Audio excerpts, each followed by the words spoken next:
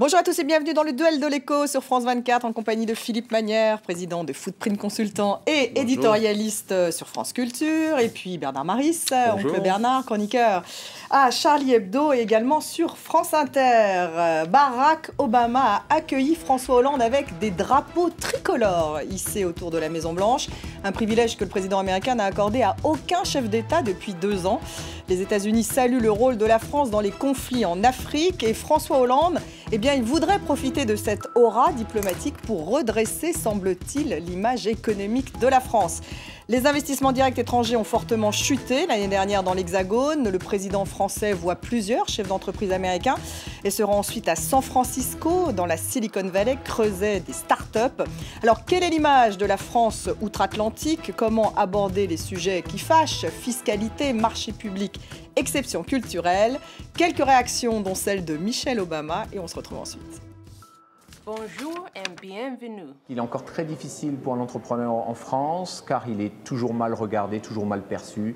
On le soupçonne toujours de frauder quelque chose, qui est une grosse différence avec l'entrepreneur aux États-Unis, qui lui est très bien vu. En France, si vous ratez, vous êtes raté. Ici, si vous ratez, vous avez de l'expérience. Au revoir. Bon, je vois beaucoup de réactions. Allez, Bernard, vous réagissez. Alors, évidemment, juste pour Michelle Obama, a effectivement enregistré un message d'accueil à François Hollande qui commence en français, se termine en français, puisqu'elle dit au revoir. Alors, la France a fait un grand pas vers les États-Unis depuis la réintégration de l'OTAN. Et c'est vrai que les socialistes qui étaient contre la réintégration, après le rapport Védrine, ont dit bon, mais d'accord, finalement, c'est bien. On accepte ce rapprochement. Ça, c'est vrai que ça, c'est un tournant de politique internationale majeur. Le fait que la France fasse des efforts en Afrique. Les États-Unis sont les policiers du monde, mais ils ne peuvent pas faire la police partout. Donc, ils sont bien contents d'avoir des policiers qui les aident. Et là, c'est vrai que la France les aide beaucoup sur l'Afrique. Et puis, il y a le problème de la Syrie. Bon, sur Israël aussi, il y a des convergences. Donc, de ce côté-là, je crois qu'au point de vue international, tout a été gommé. C'est-à-dire, ce qui, moi, faisait ma fierté, c'est-à-dire le discours de Chirac et de Villepin lorsqu'ils avaient refusé la guerre d'Irak. Bon, tout ça, c'est oublié. Donc, ce qui est le phrase bashing au point international est oublié. Alors, reste l'économie. Reste l'économie. Pourquoi François Hollande va en faire moi, je crois que donner un enjeu économique à ce voyage. Moi, je pense qu'il va faire. Il va pas faire des signaux aux Américains. Je pense que c'est aux Français qui fait des signaux en faisant ça, en déambulant dans la Silicon Valley, en emmenant dans son avion des petits entrepreneurs de start-up françaises à côté des gros traditionnels, mais des petits qui réussissent et qui sont sur Internet, en allant voir cette Silicon Valley où il y a la symbiose université-entreprise. Moi, je pense il donne des signaux à la France. Il dit voilà, je suis le président qui a envie de ce type d'économie et de ce type de synergie, il me semble. Philippe. D'abord, moi, je trouve ça bien que le président de la République aille aux États-Unis. C'est la 3e fois seulement qu'il y va. Il y est allé avec une bande de copains en 72, je crois, donc ça ne nous rajeunit pas. Il y a passé 10 minutes, un quart d'heure, juste après son élection, puisqu'il y avait un G20 qui se passait aux États-Unis.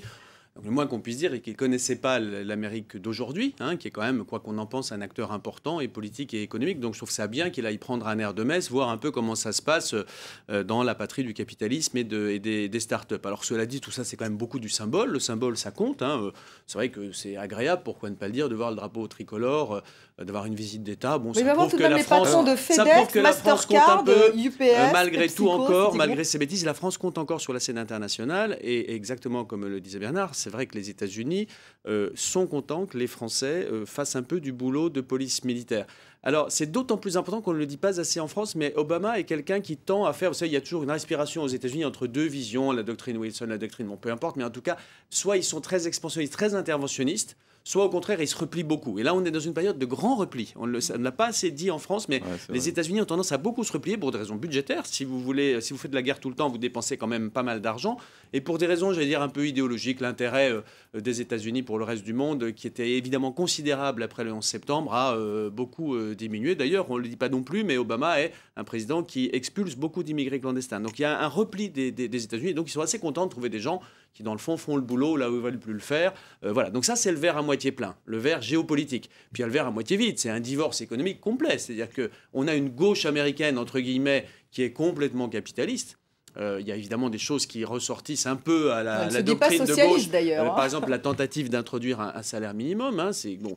Mais tout le reste, c'est un capitalisme assumé et qui est créateur de croissance, qui est créateur d'emplois dans la vision américaine, alors que nous, on donne depuis 1 an et demi le spectacle de l'exact contraire. C'est-à-dire qu'on a encore une gauche française, même s'il y a des évolutions sémantiques depuis 1 mois et demi, on a encore une gauche française qui fait à peu près le contraire, qui n'a pas confiance dans l'entreprise. C'était dit dans les témoignages, ça reste assez vrai. Alors, quelle leçon pourrait tirer finalement, s'il y en a une à tirer, le président de la République française en France de l'expérience américaine, de San Francisco, de la Silicon gauche Valley? française, je trouve que oui, il y a gauche, oui, et puis il y a la présidence. C'est pas tout à fait pareil. Il y a le gouvernement. Le gouvernement a pris un tournant. Moi, je crois que de ce côté-là, il faut le reconnaître. Le pacte de responsabilité. Il doit l'expliquer aux Américains. Ils ne comprennent pas très bien l'idée de pacte, les Américains. Bien sûr. Bon, mais ça, c'est les. Il n'y a pas que. Attendez. Non, le pacte de responsabilité. On se moque de la France, on a tort, parce que la France a conservé une assez belle image aux États-Unis.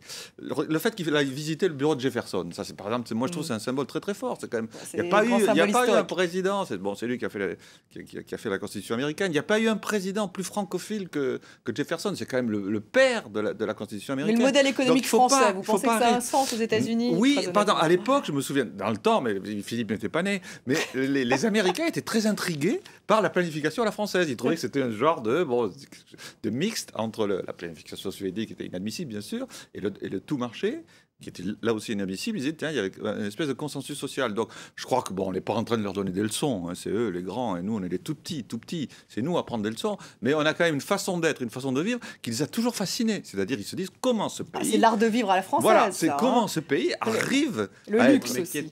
qui est très fantasmé quand même. C'est-à-dire qu'il y a une vision... C'est fantasmé aux États-Unis, en tout cas. Oui, la vision de la France aux États-Unis, elle est effectivement très positive. Alors, généralement très positive, parce qu'évidemment, il y a aussi tout le French bashing de Fox, etc., qui fait partie aussi du débat public américain. Mais c'est vrai que les Américains en général, la France, c'est le romantisme, c'est les cafés, c'est les salons grand siècle, c'est tout ce bazar-là qui est quand même, heureusement, légèrement périmé. Mais il ne faut pas trop les détromper, parce que ça leur donne envie de venir en France, après tout. Moi, j'aime mieux qu'ils fantasment sur une France qui n'existe pas ou plus, plutôt que de la détester. Prendre des entrepreneurs de la Silicon Valley en France, Philippe.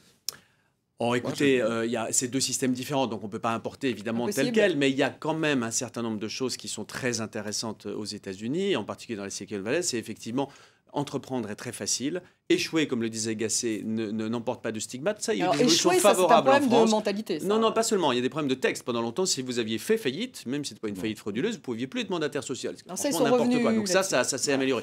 Mais surtout, tout est souple et simple. C'est ça que les Français n'arrivent pas à comprendre. C'est que si vous voulez que les gens créent des emplois, il faut que ce soit facile d'embaucher et facile de virer les gens. Ça ne veut pas dire qu'un patron qui recrute a comme seule idée de virer. Ça veut dire qu'il sera rassuré, il sera d'autant plus tranquille pour recruter qu'il saura que si ça tourne mal, il peut virer les gens facilement. Et quand je dis facilement, c'est facilement sur le plan pécuniaire et sur le plan juridique. Voilà, c'est ça, à mon avis, la seule leçon qu'on peut retirer. Il ne faut pas aller dans les excès américains, mais la recette américaine, fondamentalement, c'est ça. C'est une grande fluidité entre les univers et une grande flexibilité dans la relation contractuelle. Très vite. Oui, c'est vrai qu'on peut réussir, mais c'est vrai qu'il y a aussi aux États-Unis un sens civique très fort, curieusement, qu'on oublie. Oui. Absolument. Alors, et c'est vrai que la contrepartie de cette libéralité, de cette mobilité, de cette fluidité, c'est vrai qu'on ne se remet pas en cause l'impôt, par exemple, comme on le fait en France. Ça, c'est décidé. Bon, il y a un sens civique qu'on n'a pas. Peut-être que cette espèce de convergence entre à la fois la fluidité et le sens civique, ça, on peut peut-être le découvrir. Ça va ensemble. Alors, The Economist soutient la candidature de Christine Lagarde,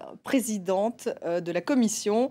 Elle a les compétences de réformatrice nécessaires avec de nouvelles idées. Ça sera un nouveau Delors. Voilà ce que dit The Economist. Philippe. Non, mais The Economist, de temps en temps, sort de son chapeau une idée comme ça. Alors moi, j'aime beaucoup Christine Lagarde, elle a beaucoup de qualités. Comme le dit lui-même The Economist, qui est honnête sur ce point, elle a quand même un petit défaut, c'est que ce n'est pas une personne élue. Or, dans le nouveau dispositif institutionnel européen, le président de la Commission est l'émanation politique du nouveau Parlement européen après les élections. Ça serait un peu bizarre qu'on prenne quelqu'un qui n'a pas de légitimité élective. Justement, Delors n'avait pas été élu. Exactement. Cela dit, beaucoup de gens qui ont été très remarquables à la tête de l'Europe n'étaient pas élus. Mais c'était avant les changements institutionnels récents. Pourquoi pas, dirais-je. Je ne crois pas qu'elle soit candidate et je crois que personne n'y pense en Europe. Enfin, c'est intellectuellement séduisant, donc c'est bien dans le genre de The Economist. Bernard. Je pense que de toute façon, on ne pourra pas faire pire que Barroso. Donc on peut proposer n'importe qui. Ça sera mieux que vraiment le président qu'il ne fallait pas à la Commission pendant 8 ans, qui était la girouette qui tournait même quand il n'y avait pas de vent. Donc c'était vraiment quelque chose d'absolument incroyable. Donc Christine Lagarde, pourquoi pas? C'est vrai que c'est quelqu'un de techniquement hyper compétent, qui a mis un petit peu d'eau dans son libéralisme, puisque c'est vrai. Elle n'a jamais été très libérale. Non, mais enfin, là, elle était quand même pas non plus, elle était quand même un petit peu du côté des libéraux. On va dire, c'est pas une grande socialiste, hein, Christine Lagarde. Donc, après tout, puis une femme, puisqu'il faut des femmes un petit peu partout. Donc, ce serait pas mal. Et puis, bon, moi, quiconque pourvu que ce soit plus Barroso, mais apparemment, il veut aller à l'ONU, donc ce serait une catastrophe. Enfin, j'espère qu'il n'ira pas à l'ONU. Alors, 6 milliards d'euros de recettes fiscales pourraient manquer cette année, selon la Cour des comptes. Ça vient de tomber, on vient de l'apprendre, Philippe Manière. Ça, c'est la tragédie de toute façon. Enfin, voilà, c'est sans fin. Là aussi, on peut mentir longtemps à une personne, on peut mentir à beaucoup de personnes, mais on ne peut pas mentir longtemps à beaucoup de personnes. Et c'est ce qu'a fait le gouvernement français, et d'ailleurs le précédent aussi, pour être très honnête. C'est-à-dire qu'on raconte n'importe quoi sur la trajectoire budgétaire française. Et on a maintenant, avec le dispositif Cour des comptes et Union européenne, des signaux qui tombent de temps en temps. Et évidemment, quand on regarde de près et honnêtement, on voit qu'on n'est pas sur la trajectoire budgétaire qu'on a annoncée, qu'il manque effectivement des économies. Mais pourquoi? Pourquoi? Parce qu'on n'a pas fait les économies qu'on avait promis et qu'on a augmenté les impôts tellement qu'ils rentrent moins bien. Donc il faut juste acter le fait que la politique économique poursuivie jusqu'à janvier, puisque depuis janvier on ne sait plus rien de la politique économique, était mauvaise et qu'elle n'a pas permis ni de relancer la croissance, ni de rééquilibrer les comptes. Je ne suis pas du tout d'accord, parce qu'on a le phénomène beaucoup plus modéré de ce qui s'est passé en Espagne et au Portugal, c'est-à-dire que finalement une diminution relativement faible en France, mais très forte en Espagne, avait provoqué une régression du PIB, ce qui fait que la recette fiscale ne rentre plus. C'est des multiplicateurs négatifs qui sont à l'œuvre. Et ça, c'est une tragédie absolue. C'est-à-dire qu'on veut essayer de faire bien en diminuant effectivement la dépense publique, on tue l'activité et les recettes fiscales. Il faut laisser filer un petit peu les déficits. Bien sûr qu'il fallait laisser filer un peu plus les déficits. Je ne suis pas d'accord du tout. Non. Je pense que l'Espagne sortira du trou bien avant nous parce qu'elle a réuni à nouveau les conditions de la compétitivité. Oui, mais vous allez voir que dans 6 mois, 1 an, 2 ans, je ne suis pas devin, nous aurons à nos portes un tigre qui rugira, qui nous piquera des parts de marché, ça a commencé, qui sera le principal sous-traitant de l'Allemagne et où il y aura rapidement un emploi bien plus solide que chez nous. De l'Europe. De demain. Merci à tous les deux. Merci à vous de nous avoir suivis. On se retrouve la semaine prochaine pour un nouveau duel de l'écho. Restez avec nous sur France 24.